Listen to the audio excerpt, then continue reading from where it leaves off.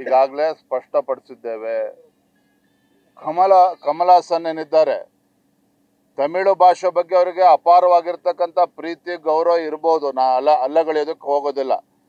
ಆದರೆ ನಮ್ಮ ಕನ್ನಡ ಭಾಷೆ ಸಾವಿರಾರು ವರ್ಷಗಳ ಇತಿಹಾಸ ಇರತಕ್ಕಂಥ ನಮ್ಮ ಕನ್ನಡದ ಬಗ್ಗೆ ಈ ರೀತಿ ಮಾಹಿತಿಗಳ ಪಡೆಯದನ್ನು ಈ ರೀತಿ ಹೇಳಿಕೆಗಳನ್ನು ಕೊಡ್ತಕ್ಕಂಥದ್ದು ಖಂಡಿತ ಸರಿಯಲ್ಲ.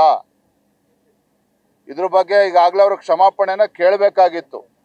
ಬಹುಶಃ ಮಾಹಿತಿಯ ಕೊರತೆಯಿಂದಾಗಿ ಈ ರೀತಿ ಹೇಳಿಕೆಗಳನ್ನು ಕೊಟ್ಟಿದ್ದಾರೋ ಅಥವಾ ಇನ್ಯಾರಿಗೆ ಖುಷಿ ಪಡಿಸೋದಕ್ಕೆ ಹೇಳಿಕೆಯನ್ನು ಕೊಟ್ಟಿದ್ದಾರೋ ಅದು ಗೊತ್ತಿಲ್ಲ. ಆದರೆ ನಮ್ಮ ನಿಲುವು ಸ್ಪಷ್ಟವಾಗಿದೆ. ನಮ್ಮ ಕನ್ನಡ ಭಾಷೆ, ನೆಲ, ಜಲ ಈ ವಿಚಾರದಲ್ಲಿ ಯಾರೇ ಈ ರೀತಿ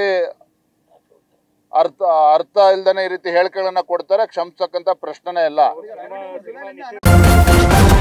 ನ್ಯೂಸ್ ಫಸ್ಟ್ ನಿರ್ಭೀತಿಯಿಂದ ನಿಮ್ಮ ಪರವಾಗಿ.